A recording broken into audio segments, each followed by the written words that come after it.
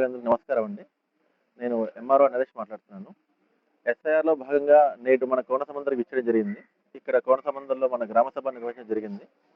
ఎస్ఐఆర్‌లో ఎవరెవరికైతే నోటీసులు వచ్చాయో ప్రతి ఒక్కరికి గ్రామ సభ కండక్ట్ చేసేసి, గ్రామ సభలో మన ఓటర్ల జాబితా చదివి వినిపించడం జరిగింది. మరియు ఏసీ లిస్ట్ చదివి వినిపించడం జరిగింది. కొత్తగా ఎవరైనా ఓట్లు నమోదు చేసుకునే ప్రక్రియ భాగంగా ఉంటే వారిని ఫార్మ్ 6 సబ్మిట్ చేయమని చెప్పడం కోరడం జరిగింది. ఎవరైనా మరణించి ఉన్నా, ఎవరైనా షిఫ్ట్ అయినా, ఎవరైనా కొత్త వాళ్ళు ఉన్నా కూడా వాళ్ళకి ఫార్మ్స్ అని పెట్టమని చెప్పడం జరిగింది. ఇవి కాకుండా నోటీసెస్ కూడా పంచడం జరిగింది. నోటీస్‌కి సంబంధించి మేము ఒక వారం తర్వాత హియరింగ్ కండక్ట్ చేస్తాము.